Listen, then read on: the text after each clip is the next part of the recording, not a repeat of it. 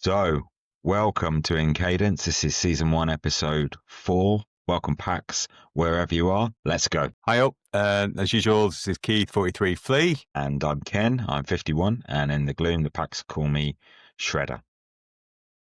And, not forgetting... And I'm 42 Bolt.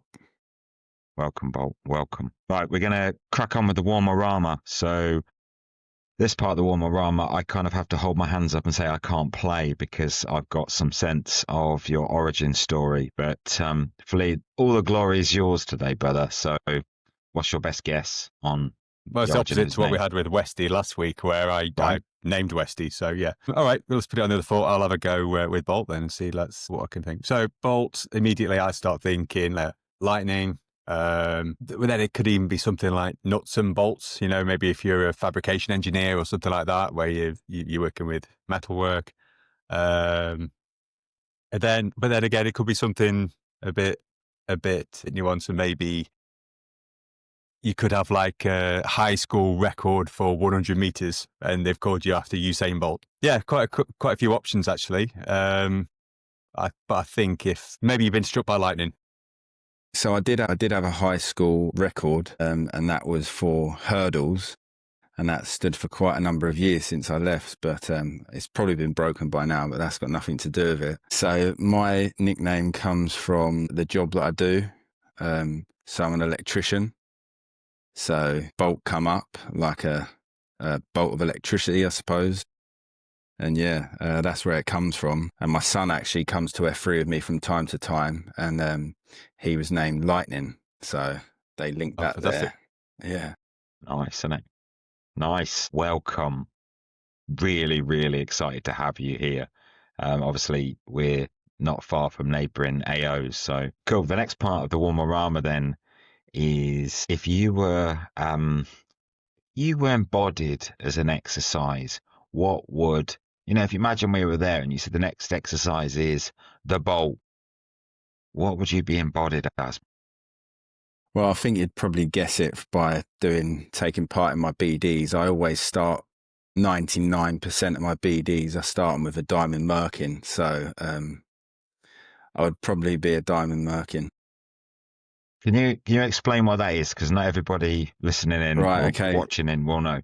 So a diamond merkin is a press up, but with like a triangle or a diamond shape, and you keep your hands close like that, and then you get down for a press up, which we call a merkin, and it does your triceps and stuff like that. So everyone hates them, so that's why I do them. You love them, don't you? And you don't often go, you know what, let's get warmed up for 15 minutes and then crack in. You're like, bang, just diamond. Set the president straight away. You know it's going to be tough. Good. Thank you for that. This is the good thing with interviewing people from the other end of the country, is because I've never done a workout with you, Bolt, so I don't know what you would go to as a cue. So it's great to hear people's different approaches and how they schedule a workout. Tomorrow I'm running a Q school for the guys at the Stocks. Quite a few FNGs came in, when was it? About 3 or 4 months ago when we opened the AO. And we're now getting to that point where they've posted 8, 9, 10 times, go through the Q school. And I was just writing the notes, the prep notes for tomorrow, and just asking them, what do you feel will be a good opener exercise for you to start with? And Diamond Mercury, I would never put that up there. I absolutely hate them. I completely echo you, Shredder, on what you said there. I hate them doing them. I don't mind doing them. I don't mind doing them. It's just usually, like, if you're going to go for it on a hot date with me, at least get me warmed up first, But Bolt's just like, smash. And you normally put more merkins with them, don't you? Yeah, I normally sort of go for a variation of merkins. And after that round, people are pretty sweaty, pretty warmed up, and then we just get stuck into other stuff. So yeah, that's the way I like it. Good. I like your cues. That's an exercise you like. I mean, you like, by the sounds of it, smashing a group of merkins together. Is there any exercises that you personally hate doing? If you were at a BD and the cue says, next exercise is something, what immediately fills you with dread? I'm not too keen on squat holds, because they burn, or squat jump ring of fires. I like to end my BDs with a squat jump ring of fire. Just, again, they burn and they hurt. So yeah, that's probably like my worst one. Nice. Doing that as a finisher. Just when people think they've had enough legs and you finish up with that squat jump ring of fire is a nice little sweet finisher. This morning I was queuing at the factory and I got the guys to do a wall sit, but with the heels off the floor. So just on your balls of your feet. And that just completes work different muscles through the quite a nice mix up there. I also am quite keen on a crab walk. You'll have a little crab walk down at the Weir.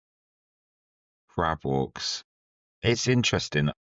One of your great guys, not Swinger, Oak, obviously EVQ'd, was last Wednesday.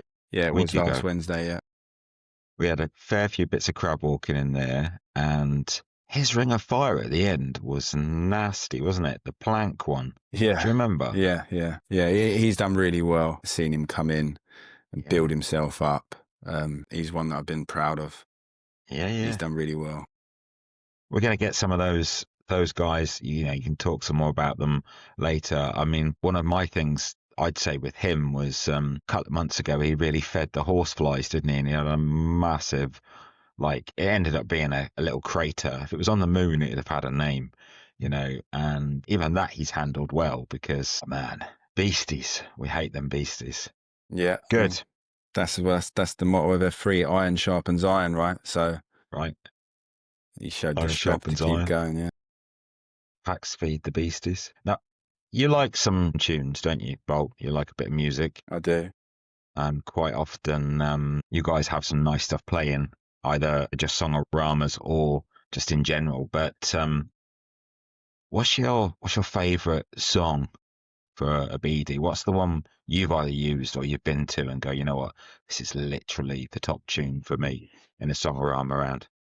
Well, when I did my VQ, I played a song. It's called "Hold On" by Becky Hill and Netsky, and it's like a liquidy drum and bass kind of tune. And the lyrics they're very poignant onto like how my F3 journey's been and stuff like that. So it's just basically the lyrics are about holding on and fighting through your inner demons, and like better days will come. That's why I used that in my VQ, and it went down well. I forget what exercises I did during that, but it went down well. And Gust, like the AOQ of the circuit at the time, listened to the lyrics when we did it, and he was like, "Oh, I really like that tune. Can you give me the details of it?" Yeah, probably that one. I love the variety of music. It's good, isn't it? I mean, do you guys do a lot of that up in Leeds? Are you popping out the tunes all the time? We generally have a tabata or two thrown in during the week. I've been known to do a full 1 hour beat down, which I did for my birthday this year, with just, I think it was 12 or 13 tabatas back to back. Yeah. And just smashed out the tunes and we just hit it. So yeah, I mean, we do embrace it, and the tabata is a good format to do it. But we have had some AMRAP variants as well. You can get some 1 minute versions that are available on Amazon Music and Spotify that are just formatted to give you a minute and then it changes. Yeah. So yeah, it's always good to do something a little bit different to or Pearls on a String or whatever. You can, having that intensity with the music, it can push you a little bit further as well. Yeah, definitely. Cool. So music, good stuff. Perhaps we've been talking about sharing some songs. I think I need to send you some of mine. And honestly, Bolt and some of the other guys, Plunger today, Plunger came and queued for us at the Brook, and he just created a playlist. And as he was smashing us up and down the car park in this Cowabunga, we had all sorts of stuff playing, and that was good because it made the groaning noises a little bit less loud. But yeah, good.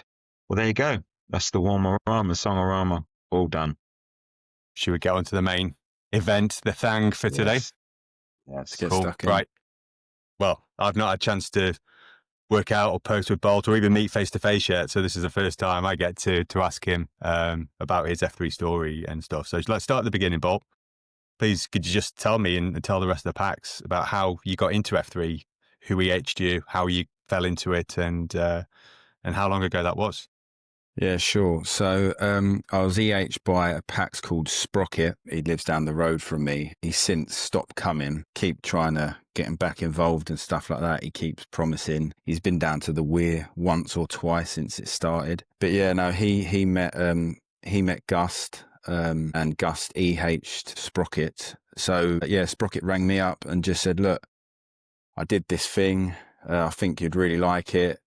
And I said, what is it? And he told me it was a bunch of men that meet in a car park in the dark. And I was just like, right, yeah, I'm in. No, so I was just like, yeah, that's a bit weird. But it just sounded like it was a bit of me. I went and give it a try. So I got up 5 a.m. I was struggling to get up at 7:30 at the time. Not in a great place myself. So I was just like, oh, I've got nothing to lose here. So I got up and I went and did it. I was a little bit nervous, bit apprehensive about what I was getting myself stuck into. But yeah, I just sort of like leaned right into it, got involved, and the rest is history. Did Sprocket, was he a battle buddy that day?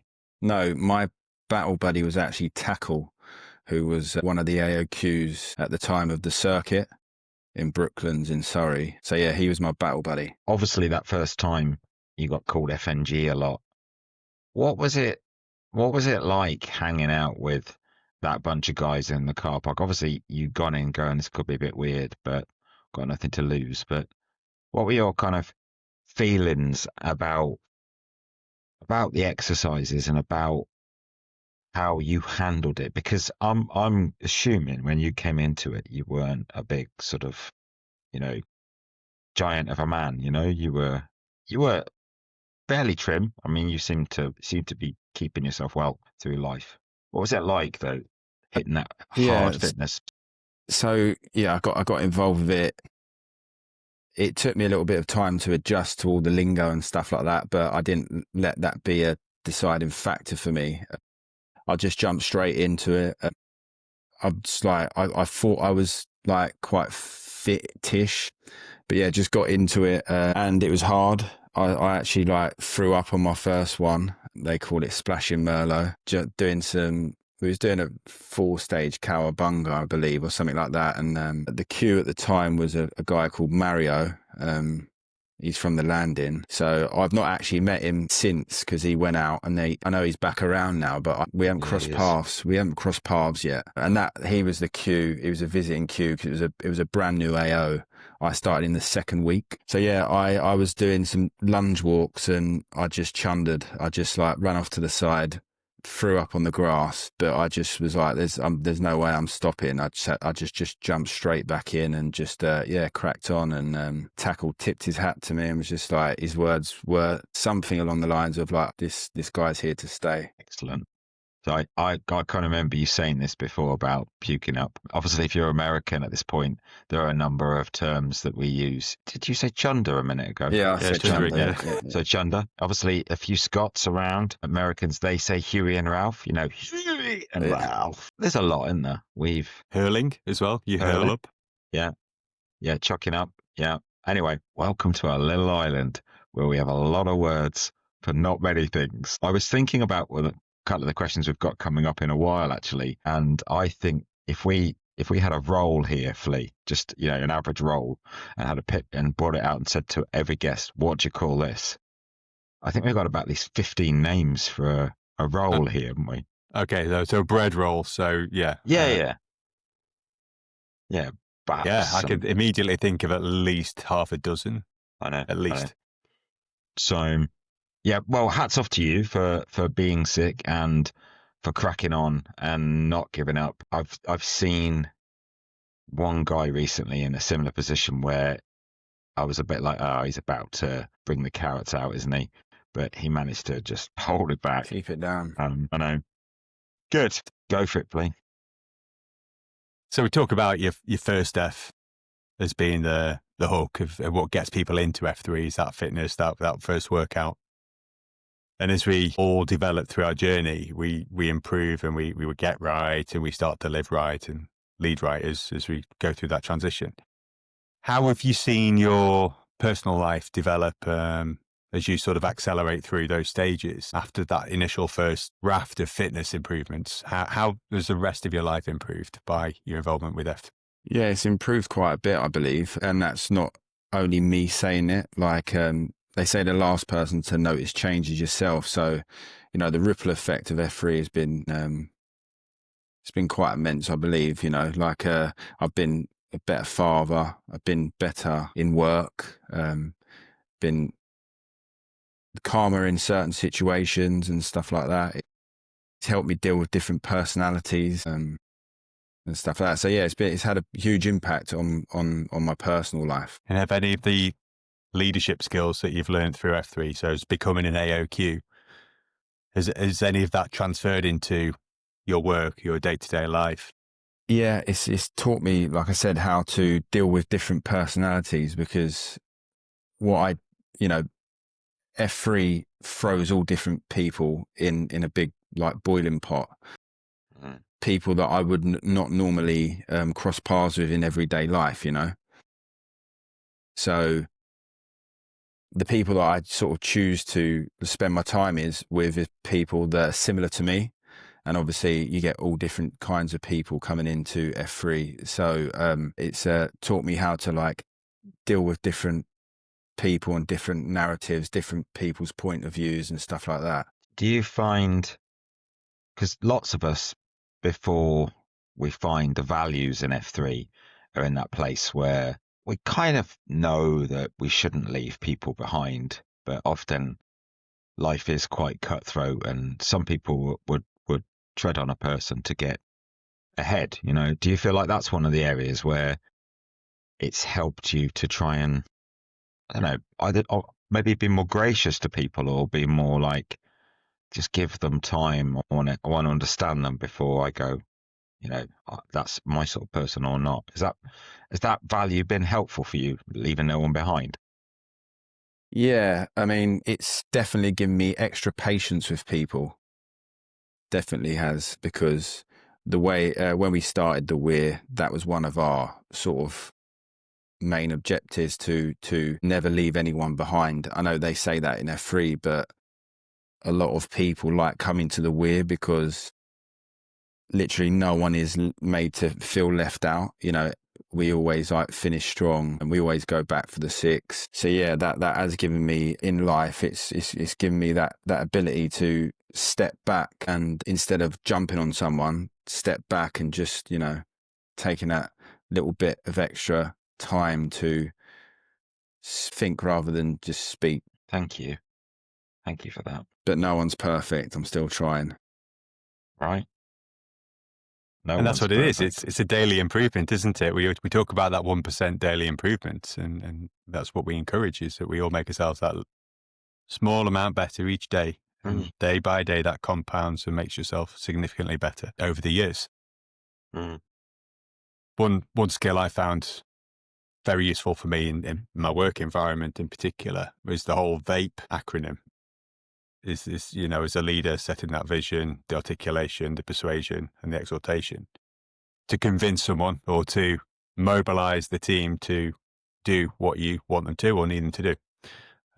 So I found that skill really beneficial to me as I started to go through my VQ, and then the next Q session, then the next Q, and then the next Q. You get a little bit better each time about setting the explanation, describing, and then supporting the team through any hurdles or any obstacles that you've got. And like you say, picking up the 6 is a really important aspect that we encourage and we expect everyone to do. So yeah, it's I found some really good transferable skills from what I've learned. That acceleration, that daily thing, I know we'll move on in a second. I was just thinking about the daily red pill concept, where we have this choice each day. And actually, it just, as you were speaking then, both of you were speaking, I was just reminded of the fact that sometimes we see that as perhaps just the acceleration, just the pushing through, but actually sometimes that being more gracious to give somebody space to speak or to give them the room to express themselves in a different way. I think perhaps we underestimate the value of the fact that you said about being a better dad, about, being a bigger person because of what you're experiencing, what you're working through, what you're becoming in F3.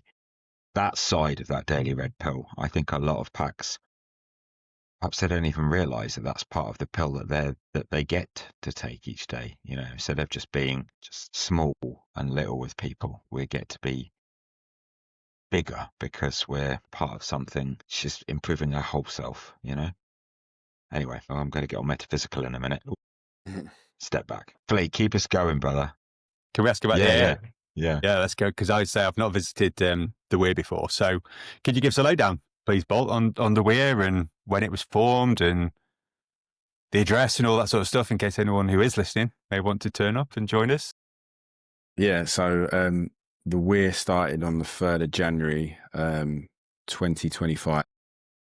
And it was a place that I used to spend a lot of time as a child, spend a lot of summer holidays there. We used to go there in a big group, like a couple of families, few families. I have picnics there for the whole day, play football, and it was brilliant. It was one of the venues that I held close to my heart. So I just thought, right, I went and checked it out, and I just felt that I had a call in to start an AO, and it was on my mind for a little while, and then yeah, that's what happened. I will never forget the day I was just about to get on the dreaded M. I rang Gust, which was the AOQ of the circuit at the time, and he was like, "Hey mate," I was like, "You're right." I said, "Just a quick one." He said, "Yeah." I goes, "What does it take to start an AO?"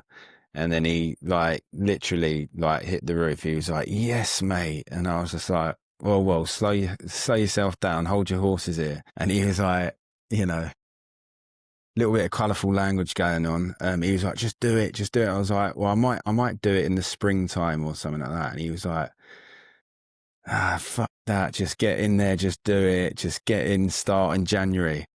And I was just like, yeah, all right. Yeah. So that's what happened, you know, just, the wheels got set in motion. Then it was like September 24. And yeah, just I already had the venue sorted in my mind, and then just went through the gears of getting everything sorted out. Asking someone to be an AOQ with me, which was FBI. And yeah, he agreed. He wasn't too keen on it at first, but I sort of EH'd him into it, and he agreed. And yeah, but I think we've done a great job since. And that the AO is in Laleham, Surrey, like Staines. It's a little river road that goes past Chertsey Weir. That's why we called it the Weir. And we've got a little car park there that we work out in, and then we've got heaps of green space around us as well. You've got lovely facilities. Even got a little gym in it, hasn't it? But yeah, it has. Yeah, it's got some outside apparatus. It's got a squat rack, which has got, I believe, 100 or so kilo weight plates that you can sort of fold around, take on and off, which we've used in BDs and all sorts of stuff. That's really, really nice. Like I say, it's every AO's got its like characteristics. First time I drove out to you guys, I was literally driving down that road going, seriously, what is this? Where am I going? You know, I was excited for Bolton FBI starting, but you just drive down by the river and you think this doesn't go nowhere. I didn't know that about it was a place that was dear to your heart. That's really nice as well. Yeah, it's good. You have to come and do some work down in our area, Flea, and come and see some of the AOs. You know, it's lovely over there. Well, I did actually once. I did manage to find an excuse to get to West London once, and I did post at the landing, I think it was. Yeah, in Woking. Yeah, that was a while ago. But I've not been to any of the others yet. No, well, we're here. So look, you started in the January, and fair play, that was a bold move, right? I started as in July, and I think it takes some stones to start in the middle of winter, you know. So, and you did that. Talk to us about the first couple of months. What was that beginning like for you? Yeah, it was tough because I didn't really want to leave the circuit, but I felt I had to. And Tackle at the time, he said to me, "So, Bolt, why are you doing this?" And I was just like, "Do you know what? I just feel like I've got men to help." And he was like, "I love that." And I was just said no other reason. It was just I felt like I had to do it from within, you know. So that's what I did, and it didn't feel comfortable for me at first. I didn't like it for the first 2 or 3 months. I was homesick. We was like doing the BDs. We started Wednesdays, Mondays and Wednesdays. We started off to begin with for 3 or 4 months, and I was turning up some mornings to put the lights out and stuff like that, and I was just questioning myself, what am I doing here? This is insane. This isn't going to work. You know, all of that inner negative dialogue, but stuck at it, and you know, the proof's in the pudding. It's done really well. Did FBI share that kind of feeling too? Was he equally what we're doing? I don't know. I kept that to myself because I didn't want to lower the mood or put any negative vibe onto it. He may have questioned himself. We've not had that conversation. He kept driving forward because I was driving forward, and that's what we did. We did it together as a team, and that's why it is the way it is today. And he came from the bridge. No, he came from the circuit. I thought he'd started at the bridge. I thought they said that the other day. Oh, right. No, originally I thought he was a circuit boy as well. No, so it's a really like weird coincidence. So I was actually his battle buddy, and I didn't remember that. It was just happened to be that way. And when we started the Weir, I think we missed his year anniversary of being in F3 by like a day. So yeah, that was just all complete coincidence, but it just was meant to be like that. Some people. So how long were you at the circuit? Sorry, how long were you at? So I was at the circuit for about 13 or 14 months. Yeah, so very established packs then. Yeah. In the AO. Yeah. Yeah. I see what you mean about leaving. Yeah, that difficulty leaving and feeling homesick. Yeah, and that's what it was like. But, you know, like I push through it now, and if I go back to the circuit, it doesn't feel like my home anymore. Right. If I can be honest, I messaged someone at the circuit today and expressed something quite similar. You know, obviously for me, it was only October to July, but I've really missed them. I've missed it as my home, and it's a pain in the backside driving there from Morden. So starting an AO was partly that calling for me, but also partly that it's nice not to have to drive too far to get to go and smash it up, isn't it? But yeah, I feel like that too. I felt that sense of missing my family, and I love my new little Brook family that's starting now. They're gonna be good, man. I mean, they already are good, but you know what I mean? You can just see it. You look at the guys and you go, when you get hold of this with the excitement you've got already, it's gonna be fire. Yeah. Yeah, I mean, a lot of people say to me, "Oh, so why did you start? Is it close to your house?" It's actually not. It's further away. It's probably like double the distance away. But okay. Yeah, it's all worth it, you know. Yeah. So what's your commute then? How long does it take you to get in normally? Round about 10 minutes. Okay, so it's not bad. No, it's not bad. But then, like the circuit, I was, you know, spoiled. It's probably about 2 or 3 minutes away. Do you live in the Tesco car park? Nearly. They got a massive Tesco, Flea, and a Marks and Spencer's literally across the road, haven't they, from the circuit site? Okay, so you're close. Now you've got that bit more of a work. Yeah. So 8 months in now as AOQ. How was your development as one of the AOQs gone? How have you felt that's helped you develop as a leader, being you're sort of going out on your own with FBI, of course, but the two of you going out? Yeah, for me, I just sort of like take it in my stride. I don't see myself as a leader anymore there, because we're all leaders now. At first, it was like very much like everyone was like looking at me, and it was strange. But you know, like I said, I had a bit of experience, and I also had like Gust on the other end of the phone to ring him up. I always leaned on him slightly, and he was like, "No, you're doing a cracking job, Bolt," and all that sort of stuff. So now I'm just one of the regular guys, you know. Mm.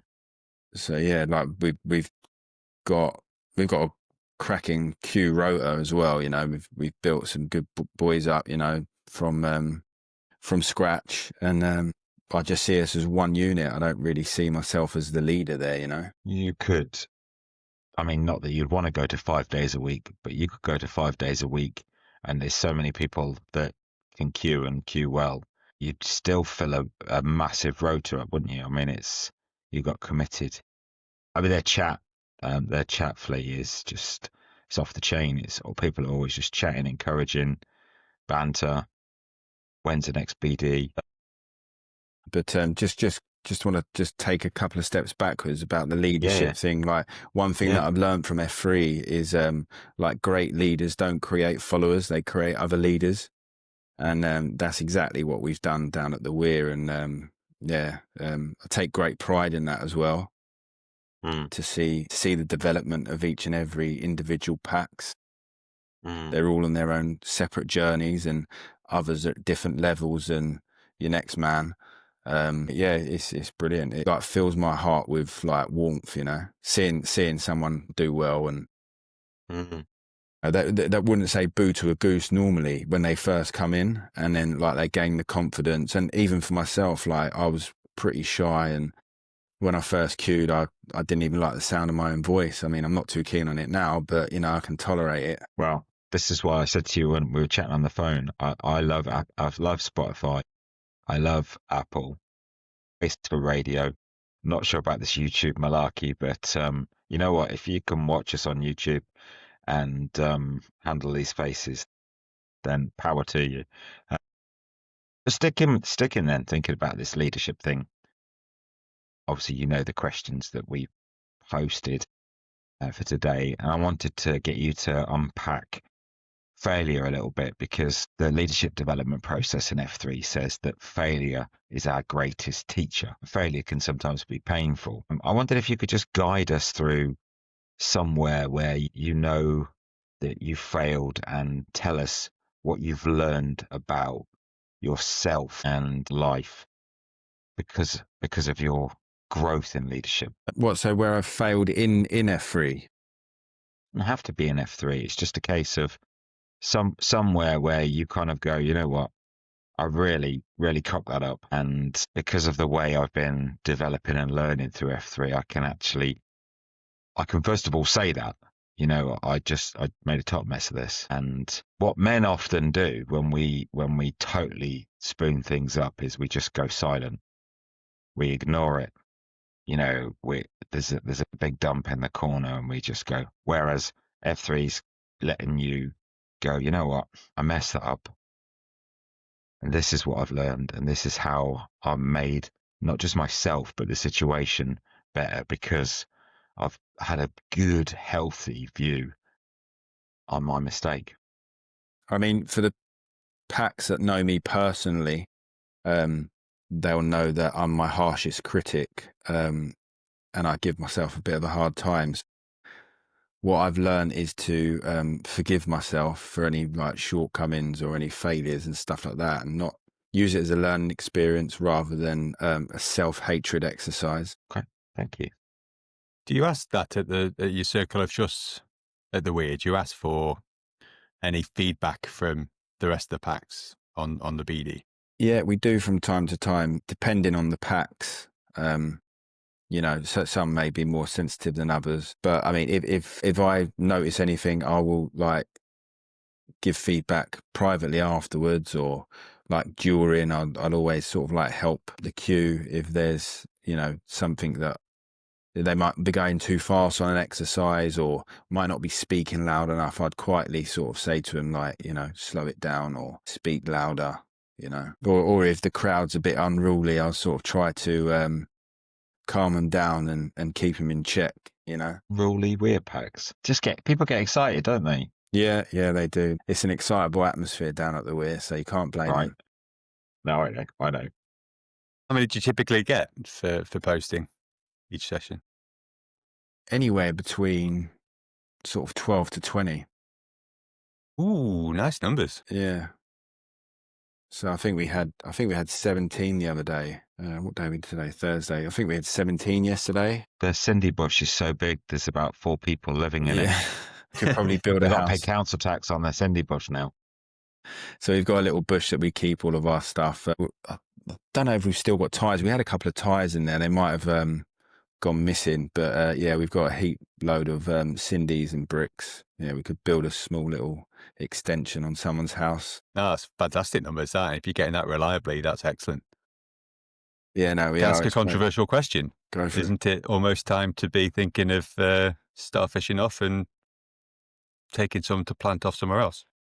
Yeah, that is one of the things that I've been thinking about. But we're still so young. We're only 8 months old. I think we need a bit more experience. And there's a couple of packs that, in my mind, I've sort of earmarked. So if it doesn't come organically, then maybe I'll maybe plant a seed. Yeah.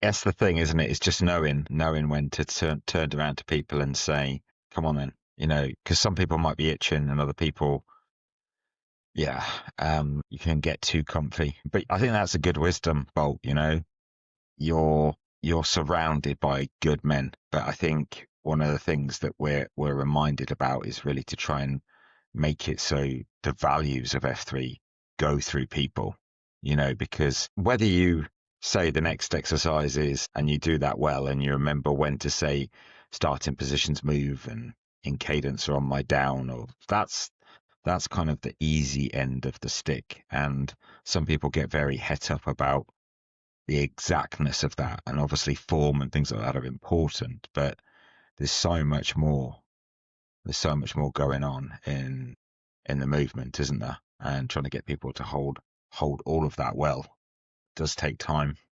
Yeah, it does. Yeah. What do you think are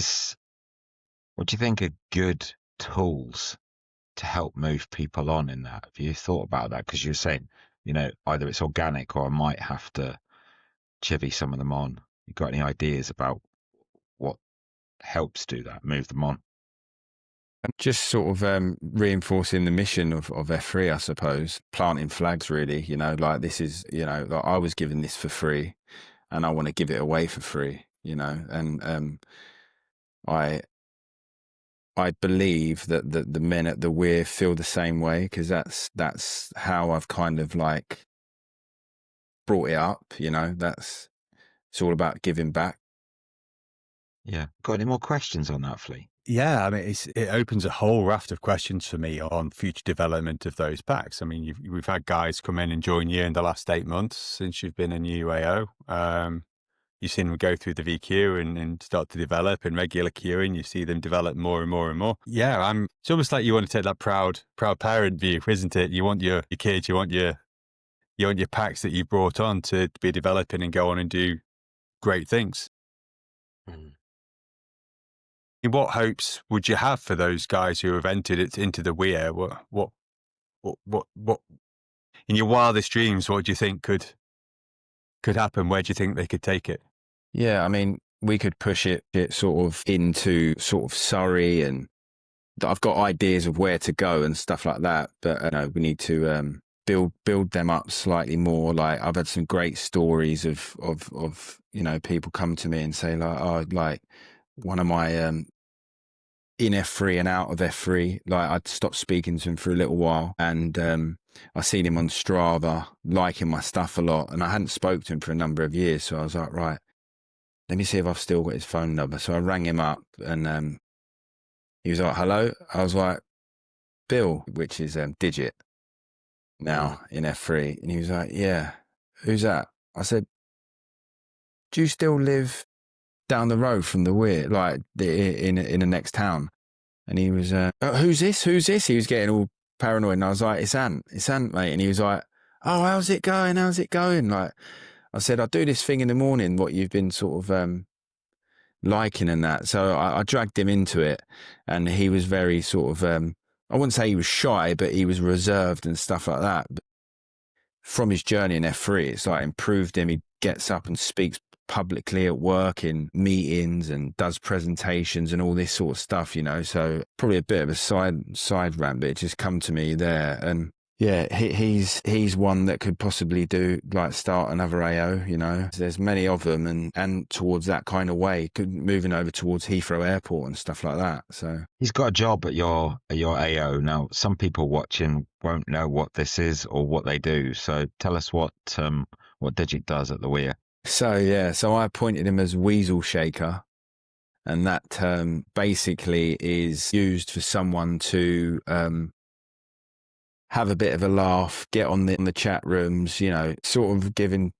packs emotional headlocks to HC for BDs. And I believe he's the best in the game. You know, he is taking to it like a duck to water, and he's smashing it. And he's so good at it. He even gets himself to HC sometimes when he can't.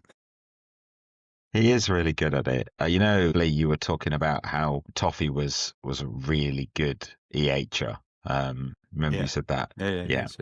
And I've watched Digit. My first impression of Digit was I first met him at the circuit. I misheard his name, and he was in the car park area, and I was across the other side. I thought someone shouted, "Oi, midget!" And I turned and went, "Who?" Because he's not that tall, is he? I mean, I'm very average height, but he's a little bit shorter than me. And I was like, "Who the hell has called that guy midget? That is so harsh." I wanted to go and find out who'd named him and give him a mouthful. And then I heard them go Digit, and I'm like, "Oh, thank goodness for that." So you can't call that guy midget because he's not tall. But the way he comes alongside people and just gives them that kind of bit of joy, bit of challenge, is spot on. You know, I feel sometimes I'm reading his posts and I'm thinking, can't. And I read it and I go, oh, come on, I've got to. I reckon about half of my HCs have been because I've read him going, well, come on, we've got 19, we need 20. And I'm like, well, I can't leave you on a an odd number, even a prime number, but you know, let's get to 20. Yeah, he's a legend. So credit to him. He's one of the reasons why we keep getting big numbers, because he's relentless. He's like a little Jack Russell. We probably should have called him that, but yeah, he keeps yapping and yapping until he gets what he wants. So yeah, no, he's done really well. And I think other AOs perhaps share that responsibility, but in a lot of places, perhaps they don't have a Weasel Shaker. And I think if it's done well, the way Digit does it, it really is a positive, powerful tool to get men to go, right, I'm in. Maybe you should start a Weasel Shaking school. I mean, we haven't got time. I'm going to have to ask you another time for it. But I know, Flea, with your Q School BD, I'm very interested in the structure of how you're doing that. So I have to try and pick your brain on that at some point. Well, I agree with Toffee to PDF it and distribute it. So I'll put it on the F3 UK band, and then resource them for anyone to use. Brilliant. Again, simple, but it just helps to save preparation. I like resources. I mean, every time I 30-30, I do a handout. I think I did the Weir's first ever 30-30 on, we did tough, not toxic masculinity. And I'm not sure what the packs thought when I gave them a 2-page handout. But I just feel like you might say something useful. So I tend to just go, yes. Shall we talk about acceleration? Yeah? You ready for that, Bolt? Yeah, hit me with it. Yeah, hit you with a rhythm stick. So you went on cadre training. Spill the beans. Tell us all about cadre training. Did, yeah. So again, it was just something that I kind of felt that I had a calling to do. Since joining F3, I'd like to challenge myself and put myself through hardship, because it's not great at the time, but the feeling afterwards is you can't buy it. And if you got that feeling and bottled it up, you'd probably be a millionaire. But unfortunately, it only comes through hard work. So so I booked myself a plane ticket, got on LC48 course, class 2. So it was second class that they ever ran. And got out there and got stuck in and got involved, and done really well. The cadre training ran alongside a lot of regular packs because I kept watching you. I was watching you. Oh, there's my bolt. There he is. And I was like, go on, boy, on the WhatsApp, on the Facebook. What was it like going alongside a group of packs who are being pushed like that? What did that feel like? What was the experience like for you? Yeah, so I'll just go back to getting there. So I left packing sort of to the last minute. So I packed late Wednesday night and probably got to sleep about 12. Woke up early doors about 4-ish, half 4. Got in a taxi. And I didn't get in a taxi. That's a lie. Gus picked me up. He come and picked me up, and he wouldn't take no for an answer. So he come and picked me up. Took me to the airport. I met Homer and Styx at the airport, jumped on a plane, listened to this podcast, actually, episode number 1, arrived in Chicago. So I didn't have any sleep at all. Got to Chicago, we rented a car out, drove to where we needed to get to. So I was just dropped off at a hotel with all the other LC48 Class 2 participants that I'd had a little bit of like chat with and stuff through band groups, and I made one of the video calls because it was at 1 a.m. on a Tuesday, which then if I stayed up to do it, it was just I only had 3 hours sleep to get up and do the Weir the next day, so it wasn't very viable for me. But so yeah, I just jumped into it, very minimal sleep. I was thrust into being the class leader straight away, which I didn't really know these guys. But that's all part of it, creating an uncomfortable environment for someone, thrusting them into a leadership role and almost setting you up to fail to see how you cope with it, you know? Yeah, I did really well. I didn't believe that I did as well as I did because there was times where I was sort of having an internal meltdown. But in my review afterwards, like I disclosed that and they were like, well, we didn't even notice on the outside. So turns out I've got a bit of a poker face. So yeah, so during that time, we had to go through some physical exertions and do AMRAP tests for like hand release Merkins, big boy sit-ups, 9-mile weighted ruck in under a certain amount of time, timed 2-mile run, 110-pound, I believe, burden carry. So they had these great big sacks full of sand, and you just had to lift them up on your shoulder and do a mile,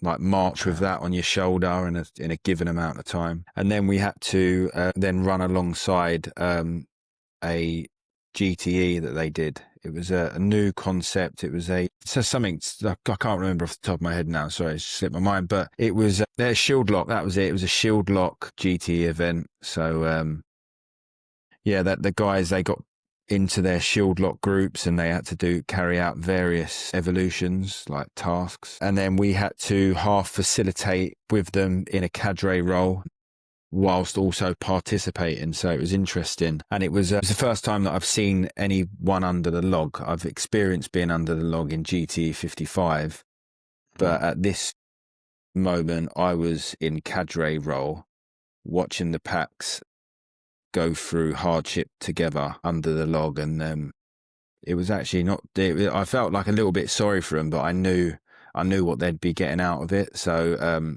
yeah, I was just pushing them to get through, and yeah, through that pain, you do get the glory. Yeah, it was interesting, and looking forward to the next section of my my leadership cadre training. Good segue. So, what are you planning on doing with that? What's your sort of next steps on that development and that the use of that cadre training? So I passed the first bit of it, which was the LC48 Class 2. So the next part of it is cadre in training. They call it CIT. So we're holding an event in Surrey on the 5th of November, and that's the Valor event. So I will be doing my cadre in training during that. So I'll be in full cadre mode, and I'll be assessed and assessed and marked, or however you want to put it, during that, to see if I've got the credentials to be a fully fledged cadre. So does that mean if we're good, you get to pass, and if we're bad, you're in trouble? No, it's got nothing to do with the participants. It's on how I conduct myself, how I facilitate and lead, and all of those. There's so many different so many different cogs to the machine, you know. So Yeah, because if your pass-fail is determined by how many diamond merkins I have to do, it's not going to be good news. well, everyone loves a trier. You can only do your best. I'll try not to be cheeky, and I'll salute you a lot. So Sarcasm won't be tolerated, Shredder. who is it? One of the queues at the circuit gives out penalties if packs are sarcastic or jip him off too much, don't they? I'm trying to remember who that is now. Yeah, He's done it at your gaff. Maximus. Maximus, yeah. Yeah, Maximus. Yeah, if you jip him off, he'll be like, stop disrespecting the queue, 15 merkins. Everyone. Yeah, Yes. yeah, I like it. I like that too. That's, at least you know where you stand. No, I'm really excited about the Valor training, and more so knowing that you're going to be doing your next part there. I know it's a few months away still, and there's other things coming before then, but I can't wait. I had a practical question for you. I saw you had your pack. You took your pack over to America, right? But you didn't take your plate, did you? I assume they gave you one. Yeah, I didn't. Yeah, I loaned a plate off of Cadre Linus. He's the main guy at Freedom Ops, and he pulled in a few favors, and I'd loaned a plate for the weekend. Bit of a movement, isn't it? I know. I heard a story on one of the American podcasts about somebody telling the packs they needed a certain amount of kit, and they jokingly put bear spray on the kit list. And somebody tried to take bear spray on a domestic flight in America, and I don't think TSA took too kindly to a weapon being That was brought to Huckleberry. them. That was Huckleberry, who was a support queue for an event in, I must have been in Idaho. And he told all of the trainers who were visiting to bring bear spray, even though there were no bears in Idaho. That's right. You've got to have bear spray. But yeah, they all got stuck with it on the way back. I was driving home from the circuit, and I was nearly out of petrol, and I stopped at the Tesco's next door, and I was laughing so hard in the petrol station. I must have looked even more insane. That is just brilliant. So, okay, so if there's a PAX out there that's interested in cadre training from listening to you talk about it, what would they do? Do you know? Yeah, so I'm not too sure if they had enough interest, but there was a LC48 that was scheduled to be running alongside the Valor event, so that would have been in the UK. I'm not too sure about if they got enough people to do it, or if that's going ahead yet. But if you were interested in doing something like that, I'd get in contact with Homer. He's the Freedom Ops UK lead or director or whatever you want to say. But if you are interested, getting involved with Homer, if you haven't done anything like that before, sign up to Valor, see how you like it, and if you still game after that, get in touch with Homer. Nice. I think Homer's going to be chief cadre at the Valor Day. He will be. Him and Linus will be nice running it, and I'm just going to be the sort of trainee that's going to be assessed as we go through it. Got my uniform ready to go. No cheat from you, Shredder. Your uniform. Hang on a second. Is that like some form of some gear for the Rocky Horror Picture Show, or what is? No, anyway, moving on. I'm excited. No, I think you'll look beautiful. Right, we're better get on to some really important questions now. Shall I move on to the £1 million questions? I think it's time for £1 million questions. £1 million questions. Okay, this really matters now. No pressure. What's in your perfect cooked breakfast? Tell us. I tend to go for something like an eggs royale, which is poached eggs, hollandaise sauce, and smoked salmon on a bit of sourdough bread. That's if I'm at a nice place and I see that, I tend to go for that. Normally hits the spot, and it ain't too bad for you either. Interesting. I would not have picked that. But I love it when I get to visit the Nordic countries with work, and every hotel you stay in, there's just smoked salmon. On all the buffets, there's just smoked salmon, help yourself. And I'm like, if you're buying this in the supermarket, it's a ridiculous price. So I just pile my plate full of smoked salmon and scrambled eggs and I'm tuck in. I love it. So I You agree get with to you, Bolt. travel a fair bit, don't you? So you're I getting do to too do much. that. I think too much. Some months, the September for me is a write-off. I'm traveling all over the place. So I'll be trying to eat as much free salmon as possible. Yes. Well, if you don't, they might take over. Let's keep those salmon numbers down. Who, the salmon or the Europeans? Okay, right. And you thought my Birmingham joke 2 weeks ago it's was fine. It's Europe.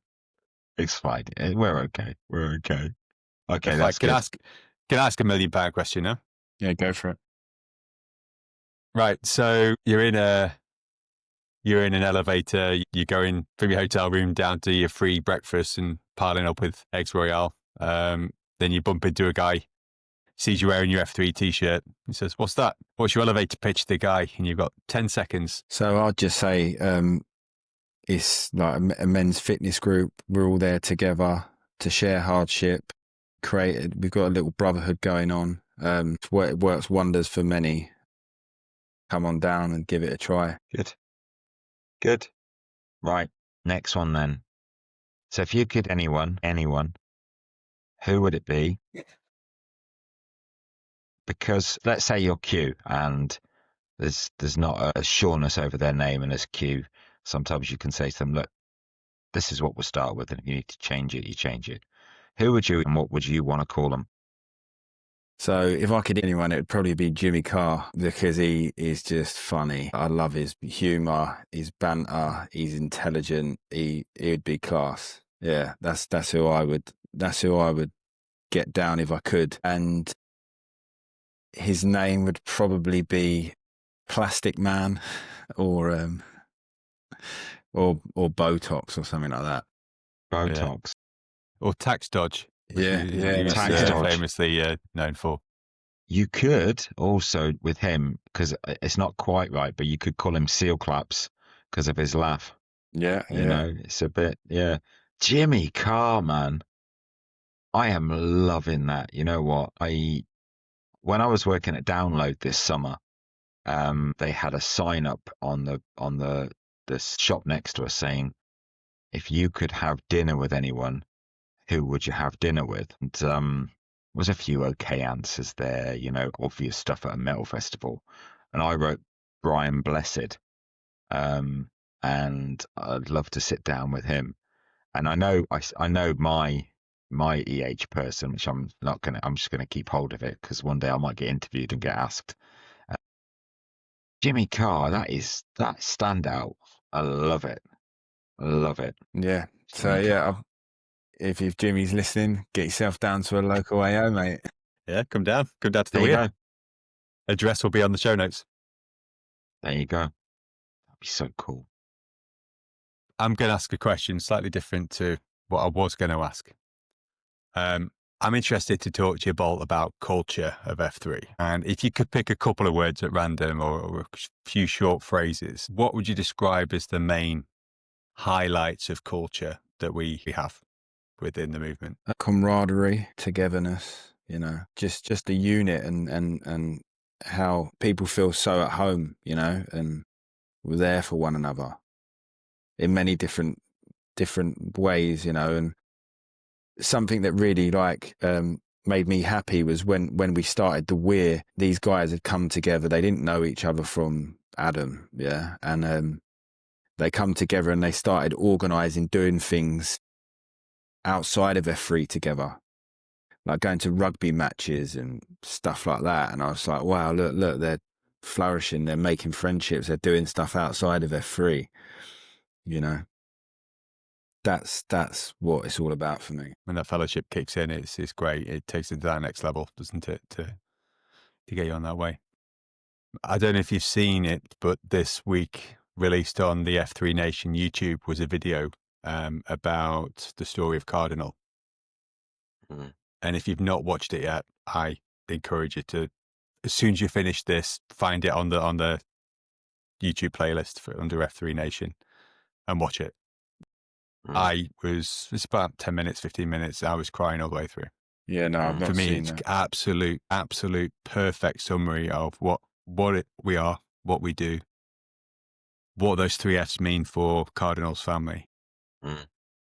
And we've got the packs and the guys who were there on the day talking about what happened and what it meant for them and what they could do going forward.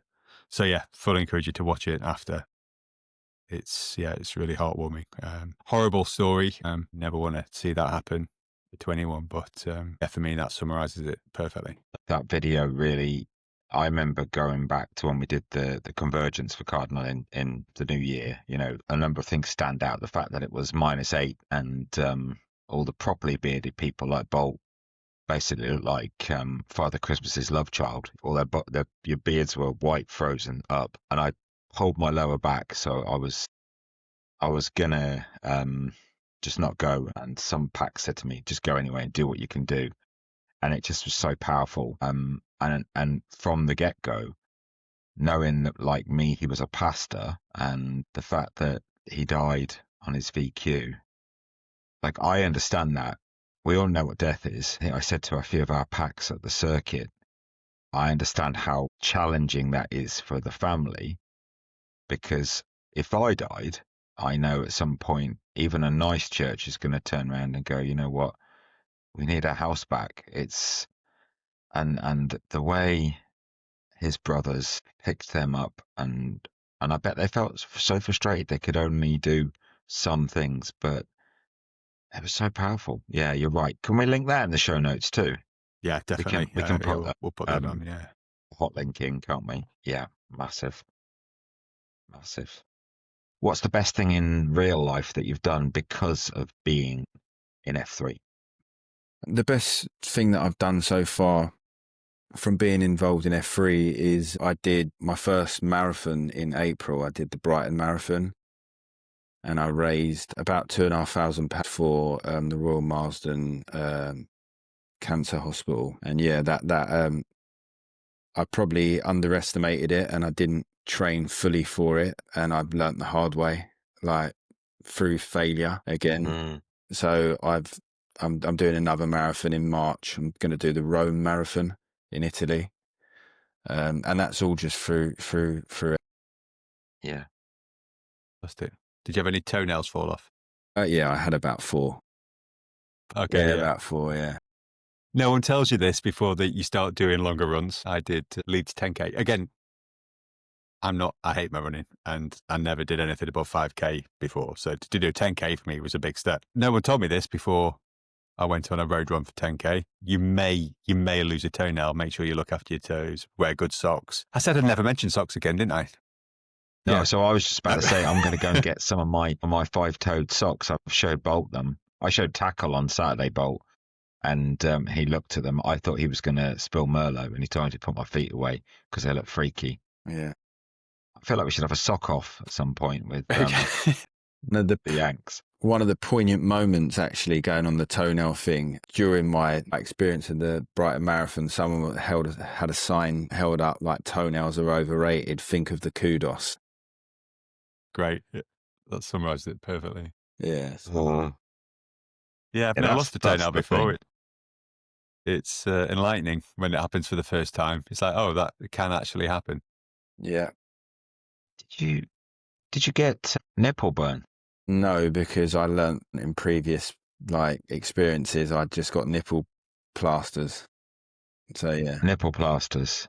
Because some people use Vaseline, don't they? But it looks a bit like your man lactating. Yeah, no, I just literally had bought some little round plasters off of Amazon and just whacked them on, and just away I went. There we go. We needed to have 3 branded one now. There we go. So it gets like this. Little F3 ones. Little F3 ones on there. Yeah, that'd be with hair today, gone tomorrow underneath. Right, anyway, shall we move on? Yeah, let's move on to the notices and announcements. Yeah, so as Bolt mentioned earlier, Weasel Shakers is quite a key role. We've got one in place now in Yorkshire and running quite well, really helping us to keep track and keep guys coming in and helping us to support the process of getting you guys in the door as well. And that's really key to what we want to do, is plant, grow and serve. Any AOQs, any Weasel Shakers, again, please let us know when we've got any FNGs joining in the last weeks. We want to at least give them a shout out on here. So we'll do that for those who we know of. So Atlas and Lemon at the Brook. We've got Genesis and Ronnie at the Bridge. And we've got Da Vinci and Nemo. Big welcome home, brothers, to you, to be brothers in the gloom with us as we go into darker and darker mornings. It's that time of year again when the head torches need to be charged up. I think we might have to do a head torch recommendation section. I need a good one for this winter. If you're listening and you're regular packs wherever you are, hopefully Bolt's story has encouraged you to reach out to other men, to get them in that emotional headlock, and just to find the ways to come alongside them, to show them that you're genuine, that we're not a cult. And also, slightly naughtily, I really want to give a shout out to the women and just say, you're sending your men to us because you already know that you never leave the six behind, and you know you don't want to leave them behind. You want them to come with you. So thank you for sending us your men, because actually the information that we see says women are perhaps the best recruiters of new packs. Now, on top of that, quick notice from me, we were supposed to be doing a CSUP Capture the Flag at our AO Saturday. That's now postponed. It was on the bank holiday and I think I picked the wrong time. So I'm going to try and make that so it serves the packs and they have a lot of fun, but do that in 2026. We've got a lot going on in September in F3 UK, as you mentioned, Shredder. We've got the Bolton to Westminster walk. What's that about? Just under 50k, if I remember right. 47k. So those guys are planning to do that, and most importantly, get a beer at the end. That's on September the 6th, and then Convergence on the September the 13th in Newlands near Guildford. So I guess Bolt, you and your local AOs will be aiming to get to that. That's correct. Any idea, any sort of early feeling on how many guys might be turning up to that? I think we'd get quite a few to turn up. I always encourage them to show good numbers from the Weir, as the same as the Valor event. We've got quite a few guys that have signed up and still working on a few. So like I said, it's like leading by example. If I ask them to do something, if they can, they will. Yeah, I'll be getting myself down there to fly the Weir flag also. It's going to be exciting, isn't it? All those flags lined up. Yeah, we did it last year as well, around about the same time at the same place. Yes, because just before I started last year, I think I just got hold of Crackit in September and was arranging to get over in October. You guys have got something else coming up for 1 year in Leeds, haven't you, in September? We have. Yeah, it's actually September the 13th, which is the fixture clash with the Convergence. So it's our 1 year anniversary beatdown and awards evening / curry night all in one. So we'll be doing that and celebrating 1 year of the factory in Leeds, which was the first Yorkshire AO. And we're now at 3, and we've got a 4th one planned to be up and running by the time of that anniversary dinner. So we'll be at 4 within a year. And we have discussions on a 5th, hopefully by the end of the year. So going quite well. Excellent. It's then how can we spider web out from there and go even more and serve even more guys? Yes. Joining that area up with options for men is going to be good. Hopefully we'll just see that growth. We've got someone coming from the Midlands soon, I think next actually. I need to just double check that. And they've expanded a bit and hopefully they've got some more coming, and hopefully we will in our area too. Just keep pushing out, keep reaching those men. Again, pushing ahead slightly in October. There's another CSUP. I think Walter's organising a Dartmoor-based CSUP, which will be exciting. Actually, there's another 1 year anniversary coming up just at the end of August. The Bridge, right? The Bridge have got their 1 year anniversary with Crackit and Mayor Freeze queuing, so that'll be good too. If you're interested in any of those events and you don't know how to get in touch with the people that do that, you can get in touch with Flea and I, and we can always help connect the dots. And as usual, we'll put the email address on screen. We'll also put it in the show notes for those who are listening. Please reach out to us if you want to learn more, or alternatively, you can get Shredder Eye or Bolt on F3 UK band as well. Absolutely. So, well, come on, give people 30 seconds of why they need to sign up for the Valo event. Come on, give us another blast. Well, like I said, it's a good test of character. You're going to get a lot out of it. You'll probably surprise yourself to how far you can push yourself and what you can do, because your self-doubt, you'll get carried through by the other packs. It's incredible the amount of strength that you can find from within when you're being encouraged in the correct way. And then that leads into growth, there's no growth within your comfort zone. You've got to push outside your comfort zone to grow. It's a great opportunity to do so. So sign up. And if you sign up before the end of this month, it's £99. And after, I believe it's an extra 20 quid on top of that. Thank you. And thank you for sharing with us today. That's been a pleasure. I told you I was excited to get you on, and it's nice for you to meet Flea. And I hope the packs out there have listened and enjoyed what you shared with us. Thanks for having me on. Yeah. And again, thanks everyone for tuning in. We'll be with you again in 2 weeks on Wednesday with a guest, if we remember right, Shredder, hopefully from the Midlands in F3 UK. I think that is the plan. So yeah, we'll see you in 2 weeks in the gloom. So that's all from today from the UK and from the In Cadence team. Aye. All right.